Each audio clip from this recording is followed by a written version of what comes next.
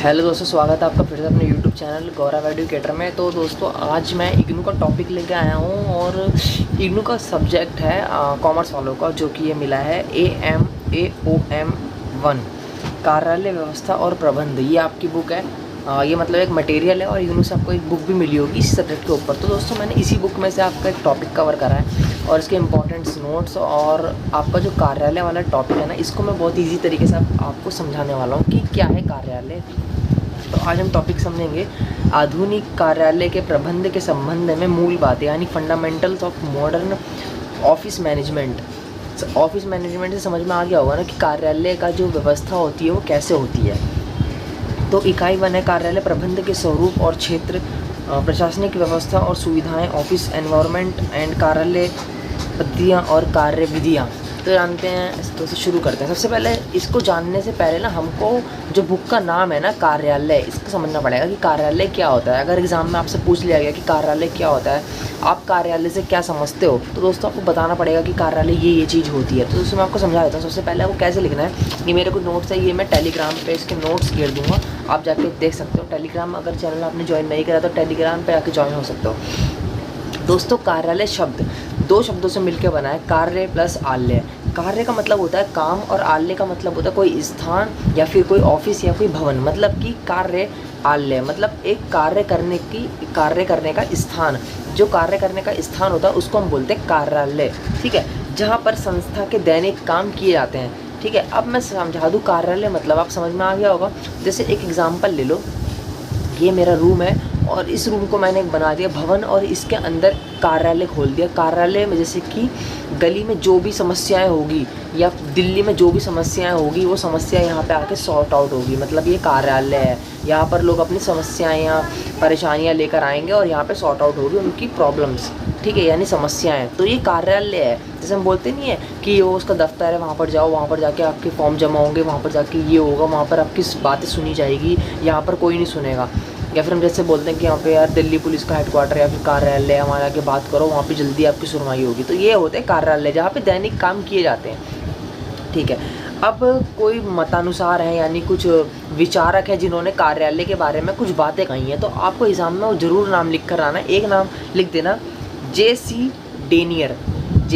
Denier. अगर आपको समझ नहीं आ रहा है कोई बात नहीं, मेरी बातों को आप नोट कर सकते हो, वरना इसके जो नोट्स हैं मैं टेलीग्राम पे घेर दूंगा। लेकिन आप जो मेरी बात जो सुन रहे हो ना, उसको अगर आप नोट करोगे तो वो ज़्यादा बेस्ट रहेगा, ठीक है। J.C. डेनियर के अनुसार कार्यालय वह स्थान है जहाँ पर लिपिकीय कार्य किए जाते हैं। मतलब जो ये विचारक है इन्होंने बोला है ना, कार्यालय एक ऐसा स्थान होता है जहाँ पे लिपिकीय कार्य किया जाता है। मतलब कि लिपि के मतलब लिखित कार्य किए जाते हैं, ठीक है। अब जानते हैं हम इकाई 1 कार्यालय प्रबंध का स्वरूप और क्षेत्र में हम इसके पहले उद्देश्य जानते हैं कि कार्यालय के उद्देश्य क्या होते हैं। भाई सबसे पहले इसका अर्थ बताना, कार्य क्या क्या होते हैं, ठीक है। भाई देख, कार्यालय होगा तो उसका उद्देश्य तो यही होगा ना कि हमारा कार्यालय क्यों है, इसका हम अर्थ बताएंगे। इसका हम उद्देश्य बताएंगे कि हमारे कार्यालय का उद्देश्य क्या है। जैसे मैंने कोई कार्यालय खोला तो मैं सबको बताऊंगा ना, जनता को, कि भाई ये जो मैंने कार्यालय खोला है इसलिए खोला है कि ये काम हो सके, जनता अपनी समस्या को यहाँ पर ला सके, ठीक है। दूसरा संगठन है कि यहाँ पे संगठन, कार्यालय के कितने संगठन हैं और इस कार्यालय में कौन कौन से संगठन जुड़े हुए हैं, ठीक है। प्रबंध की प्रक्रिया, इसकी प्रक्रिया बताऊंगा, क्या क्या प्रक्रिया है, कैसे कैसे प्रबंध किया जाता है, ठीक है, और इसकी स्थिति क्या है, ठीक है। ये आपको उद्देश्य में लिख कर आ जाना है, ऐसी पॉइंट। बाकी आप मन से भी लिख सकते हो। जैसे आपसे मैं पूछ लूँ कि कार्यालय का उद्देश्य क्या होता है, तो आप समझ चुके हैं कार्यालय क्या होता है, तो बना के लिख दोगे कि भाई कार्यालय का उद्देश्य ये होता है कि जनता की भलाई करना और जिस मकसद के लिए कार्यालय खोला किया गया उस मकसद को पूरा करना, लोगों की बातों को सुनना, लोगों की समस्याओं को सॉर्ट आउट करना और जो लिखित कार्य होते हैं उनको संभाल के रखना, जैसे आने वाले टाइम के लिए जिनकी ज़रूरत पड़ जाए। जैसे कि मैंने कार्यालय खोला जी न्यूज़ का, अब जी न्यूज़ में जो भी लिखित कार्य होंगे, जो भी मीडिया का काम होगा, ये तो नहीं है कि आज जो घटना घटी, जैसे कि मान लो आज यूक्रेन रशिया का युद्ध हो गया, अब भाई मुझे पता लगा कि वहाँ पे 2-3 बम गिरे गए हैं और यूक्रेन रशिया ने बमबारी कर दी है, ठीक है। अब कार्यालय में एक बात छुप गई, मीडिया प्रिंट हो गया। अब कार्यालय में क्या होगा भाई, हम इस बात को संभाल के रिकॉर्ड के तौर पर भी तो रखेंगे कि भाई आने वाले टाइम पे, जब भाई आने वाली पीढ़ी होगी उसको बताना पड़ेगा ना कि जब ये युद्ध हुआ था इस तारीख को हुआ था। अगर हम ये रिकॉर्ड ही नहीं रखेंगे तो क्या होगा, रिकॉर्ड ख़त्म हो जाएगा और कार्यालय का कोई महत्व ही नहीं रहेगा। तो कार्यालय इसलिए ही खोले जाते हैं और इसलिए ही कार्यालय स्थापित होते हैं, ठीक है। जिसको मैं और अच्छे समझाऊँगा, अभी चलते हैं आगे। प्रस्तावना जान लेते हैं इसकी। प्रत्येक व्यक्ति को लगभग प्रतिदिन कार्य के लिए कार्यालयों में जाना पड़ता है, जैसे कि स्कूल, कॉलेज, नगर पालिका, परिवहन या बिजली का हो सकता है। ये कार्यालय कौन से हो सकते हैं? स्कूल के कार्यालय, कॉलेज के कार्यालय, बिजली के कार्यालय होता है। बिजली दफ्तर में जब आप मीटर अप्लाई करते हो, घर के लिए मीटर लगवाना चाहते हो तो बिजली दफ्तर जाना पड़ता है। फिर बिजली का बिल आपको इतना ज़्यादा आ जाता है कि बंदों की पटके 4 हो जाती है, तो भाई आपको कार्यालय जाना पड़ता है कि हमारा बिजली का बिल इतना ज़्यादा कैसे हो गया, ये वो। तो ये होता है कार्यालय। और जैसे कॉलेज का कोई कार्यालय, हमें जैसे कॉलेज में हमारे मार्क्स में कोई दिक्कत हो तो हम लोग यूनिवर्सिटी जाते हैं उनके कार्यालय में बात करने की, ये करो वो करो। जैसे OBE के लिए लोग प्रोटेस्ट कर रहे थे लेकिन OBE नहीं हो पाया। ये सब होते हैं कार्यालय में प्रोटेस्ट करना या कार्यालय में अपनी बात को रखना, ठीक है। तो हम दिन प्रतिदिन इन सब चीज़ों के आसपास ही भटकते हैं, लेकिन हमको पता नहीं होता कि कार्यालय का मतलब होता क्या है, ठीक है। कार्य कुशलता से किए जाए तारीफ बनकर या बुराई निंदा। देखो, अगर जब कार्य होता है ना, कार्य अगर कुशलता से हो जाए बंदे का तो हम तो उसकी तारीफ़ करते हैं। अगर हमारा कार्य कुशलता से नहीं हो पाएगा तो हम उसकी निंदा करते हैं। देखो, अभी एग्ज़ाम DU वालों के जो एग्ज़ाम हुए हैं वो ऑफलाइन हुए हैं, ठीक है। तो भाई वो कार्य ना मतलब हमारे लिए ना कुशलता से नहीं हुआ, हम लोग उसकी बुराई कर रहे थे कि यार इतना चल इन्होंने OBE नहीं करा, ये करा। हम 10 बहाने मान रहे थे कि भाई आधी क्लास तो ऑफलाइन हुई है, आधी ऑनलाइन हुई है, भाई OBE करो। तो हमने इसकी क्या करी? निंदा करी, क्योंकि इन्होंने हमारा ऑफलाइन एग्ज़ाम ले लिया। और हमारी क्या, हमने इसकी क्या करी? निंदा करी, बुराई करी कि इन्होंने हमारा ऑफलाइन एग्ज़ाम ले रहे हैं, ये कर रहे हैं, वो कर रहे हैं, बेकार है यूनिवर्सिटी, सरकार को सुनती नहीं है। तो हमने क्या करी? निंदा करी। अगर यही एग्ज़ाम OBE हो जाते तो हम इसकी खुशी से तारीफ़ करते, भाई फूल माला बिखेर के आ जाते। तो ये होते हैं कार्यालय के कुछ काम, और कार्यालय में अपनी बातों को रखते हैं। समझ में आ ही होगा यार, उम्मीद है कि कार्यालय समझ में आ रहा होगा। अब है आधुनिक कार्यालय के प्रबंध के संबंध में मूल बातें। अब भाई आधुनिक नाम से समझ में आ रहा है ना, आधुनिक मतलब जो नया नया अभी कुछ उभरा है वो आधुनिक कार्यालय। जैसे हम लोग बोलते हैं ना कि आधुनिक घर या फिर आधुनिक सड़कें आजकल की कैसी हैं, है ना। तो आधुनिक कार्यालय क्या होता है हम इसको समझ लेंगे, ठीक है। आधुनिक कार्य सो दोस्तों चलो बताता हूँ। तो वीडियोस थोड़ी सी लंबी हो जाएगी ना, तो इसलिए मतलब ऐसा मत सोचना कि स्किप कर दो, कि इस वीडियो के अंदर मैंने पूरा ये जो यूनिट है कवर करी है, यूनिट 1 जो आपकी है। तो इस वीडियो को पूरा देखो और समझ में आया तो कमेंट ज़रूर करना। और सेकंड वीडियो आपको जल्द ही अवेलेबल हो जाएगी, जिस तरीके के आपके कमेंट इस चैनल पर मिलेंगे। तो दोस्तों, आधुनिक कार्यालय जिस प्रकार की सेवाएँ प्रदान करता है उससे वह प्रत्येक संगठन का एक अभिन्न अंग बन जाता है। अब भाई इसने बोला है कि जो आधुनिक कार्यालय होता है ना, जिस प्रकार की सेवाएं प्रदान करता है उसी प्रकार वो एक एक जो कार्यालय होता है उसका क्या बन जाता है? संगठन बन जाता है। मतलब कि जैसे कि देखो, अब मैंने एक आधुनिक कार्यालय खोला, मान लो मैंने कोई कार्यालय खोला जिसमें मैं कोई वेरिफिकेशन करता हूँ। अब जब वो मेरा कार्यालय फले फूलेगा, काफ़ी अच्छा चलेगा, लगेगा कि सरकार को या फिर जो बाकी कार्यालय होते हैं उनको लगेगा, मैनेजर्स को, कि हाँ इनका कार्यालय काफ़ी अच्छा है और काफ़ी तेज़ी से ग्रो कर रहा है। तो वो लोग क्या करेंगे? मेरे से जुड़ेंगे, मेरे को अपने अंदर ऐड करेंगे, अपने संगठन में ऐड करेंगे। जिससे क्या होगा? जो मेरे कार्यालय होगा, मेरे कार्यालय की वैल्यू भी बढ़ेगी और मेरे कार्यालय के संगठन भी बढ़ेंगे। तो ये होता है आधुनिक कार्यालय। लेकिन आधुनिक कार्यालय को खोलने से पहले जो पुराने कार्यालय होते हैं ना, उनकी हिस्ट्री हमको लेनी ज़रूरी होती है। जैसे कि मैंने कुछ वेरिफिकेशन के लिए अपना कार्यालय खोला, लेकिन किस वेरिफिकेशन के लिए खोला है इसकी जानकारी मेरे को पहले लेनी होगी, या फिर ये जानकारी लेनी होगी कि जो वो कार्यालय है, पिछला जो कार्यालय है वो क्या काम करता था, कैसे अपना वेरिफिकेशन करता था, और हम किस तरीके से अपना नया वेरिफिकेशन शुरू करेंगे या अपने नए कार्यालय में किस तरीके के काम शुरू करेंगे, ठीक है। अभिलेख और दस्तावेजों की अतिशीघ्र प्राप्त होने से प्रतिबंधों का कार्य सरल हो जाता है और इससे उनके व्यवसाय आदि कार्य करने में सहायता भी मिलती है। अब देखो भाई, जब मैं अपना कार्यालय खोलूँगा उसमें मैं अभिलेख, दस्तावेज, जानकारियाँ दूंगा, जिससे क्या होगा? लोगों को क्या आसानी होगी जानकारी लेने में। जैसे कि भाई मैंने फेसबुक का एक कार्यालय खोल दिया, अब उस कार्यालय में जितने भी जो डिलीट मैसेजेस होते हैं ना, उनका मैं क्या कर रहा हूँ? बैकअप रेडी कर रहा हूँ। जिनको बैकअप चाहिए होगा तो मैं बैकअप प्रोवाइड करवाऊँगा अपने कार्यालय से। तो इससे क्या होगा? लोगों को आसानी होगी दस्तावेज या फिर कुछ जानकारी प्राप्त करने में, ठीक है। अब भाई, अब जब मैंने अपना कार्यालय खोला, अभी कार्यालय जब फले फूलेगा भाई, लोगों को नीड होगी इन सब चीज़ों की, तो क्या होगा? मेरा कार्यालय और आगे तक बढ़ेगा, जिससे क्या होगा? मेरा संगठन जॉइंट होता रहेगा और इसका जो व्यवसाय में भी काफ़ी काम आएगा। व्यवसाय में कैसे काम आ सकते हैं कार्यालय? बिकॉज जैसे मैंने व्हाट्सएप पे किसी को कुछ चीज़ करी, कुछ भी चीज़ भेजी और मैंने वो डिलीट कर दी, एवरीवन कर दी, और बहुत ही इंपॉर्टेंट थी, मान लो बहुत ही इंपॉर्टेंट, जो कि कस्टमर को चाहिए ही चाहिए थी, ठीक है। अब ऐसे में भाई हमको बैकअप चाहिए। अब दूसरा कस्टमर बोलेगा इसने मेरे को ये सेंड करा था लेकिन इन्हें डिलीट कर दिया मैसेज, लेकिन अब जब वो कार्रवाई आगे तक बढ़ेगी तो उसका बैकअप तो निकलेगा ही। जैसे कि जो पुलिस वगैरह है, जैसे वेरिफिकेशन से हम बैकअप निकालते हैं तो बैकअप निकलेगा। तो बैकअप जब निकलेगा तो वो कैसे निकलेगा? कार्यालय की हेल्प से, जब हमने कार्यालय खोला है। ठीक है, अगला पॉइंट मैंने लिखा है, प्रबंधक अपना कार्य प्रभावपूर्ण ढंग से तभी कर सकता है जब उन्हें व्यापारिक स्थिति से संबंधित वर्तमान में पुरानी सूचनाएं शीघ्र मिले। ये सभी सूचनाएं कार्यालय से ही प्राप्त होती हैं। मैंने आपको बताया था ना, अगर जैसे हम लोगों को सूचनाएं मिलेंगी, जैसे जैसे हमें शीघ्र जल्दी जल्दी सूचनाएं मिलती रहेंगी, वैसे हमारा काम भी आसान होगा। व्यवसाय बिज़नेस वगैरह में हमारे काम क्या होंगे? आसान होंगे। जैसे कि हमको कुछ बिज़नेस के बारे में पता करना था कि भाई ये जो हम बिज़नेस स्टार्ट कर रहे हैं इसके जो प्राइस रेट क्या है, तो हम लोग अपना गूगल पे सर्च करेंगे। गूगल पर जब सर्च करेंगे तो हमको प्राइस रेट या फिर मेन्यू उनकी मिल जाएगी। तो वो मेन्यू हमको कैसे मिलेगी? भाई जिन्होंने कार्यालय खोल रखे हैं अपने और वहाँ पे वो वर्क करते हैं और वो वेबसाइट पे क्या करते हैं, पोस्ट कर देते हैं, जिससे हम लोग उनको देख सकते हैं। ठीक है, अगर इन सब चीज़ों के कार्यालय नहीं होते तो हम लोगों को ये सब की जानकारी नहीं होती। ठीक है, तो जैसे कि मान लो DTC बस या कुछ भी है, इन सब चीज़ों के कार्यालय होते हैं, छोटे छोटे ऑफिस खुले हुए होते हैं जिनसे हमको जानकारी मिल जाती है कि हाँ ये हो रहा है।